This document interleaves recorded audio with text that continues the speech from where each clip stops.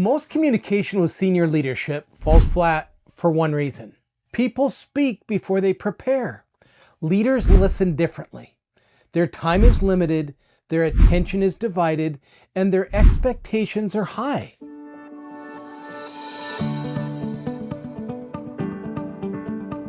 The way you frame your message determines whether they stay engaged or mentally move on. I'm Karl Pister. For more than 30 years, I've coached executives who operate in high-pressure environments where every sentence counts.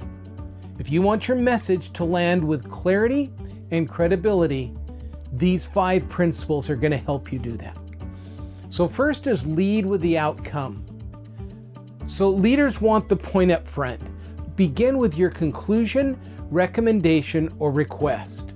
Once they know where you're heading, they're more able to follow the details that explain it. Opening directly with the outcome signals confidence and respect for their time. Second, anchor your message in clarity and data. Leadership conversations require accuracy.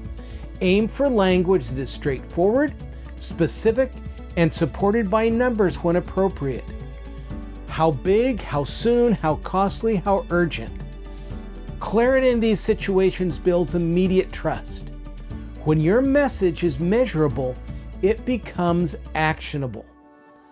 And while emotions about key topics can be intense, this is an excellent time to put those on the shelf and keep it about data and possible outcomes. Now, you can be passionate about it. You can be excited, but at the senior level, I think, or anything that comes through as this is kind of just my opinion, is going to be hit with a barrage of negativity. You can be excited about it, but have numbers, precedents, and other thoughts to back you up. Now, your third item is offer thoughtful solutions.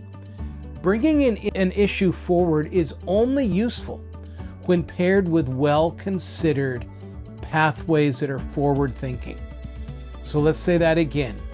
Bringing an issue forward is only useful when it is paired with a well-considered path forward. Identify the essential problem, outline viable options, and present your recommendation. Demonstrate that you've taken ownership of the next steps. It strengthens your credibility and makes it easier for leaders to make decisions. Fourth, prepare for the questions before they ask them. This is huge. Effective communication begins before you walk into the room.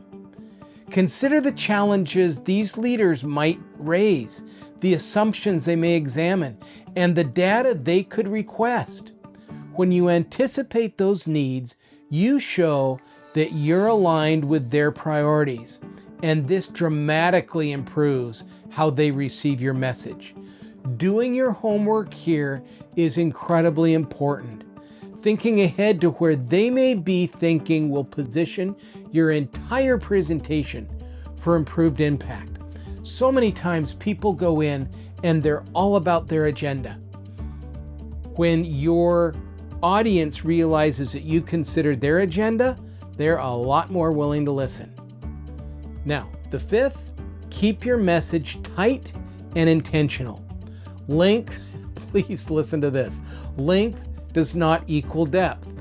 Again, length does not equal depth.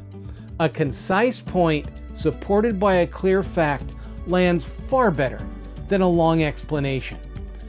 Deliver your message cleanly, then pause. Pausing makes people nervous. I'm not saying that you do it for that reason. I'm saying that you just need to realize that when you pause, it puts everything on them.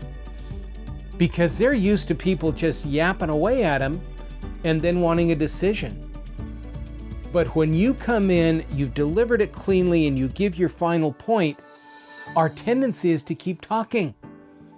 But pausing gives leaders space to ask for what matters most to them and keeps a conversation focused on progress rather than excessive detail.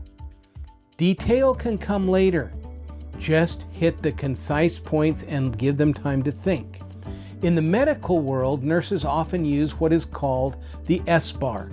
This stands for situation, background, assessment, and recommendation. Ideally, it is one paragraph for each item. It should not exceed one page. I have seen it be a perfect exercise for keeping your thinking disciplined. So here's some final thoughts.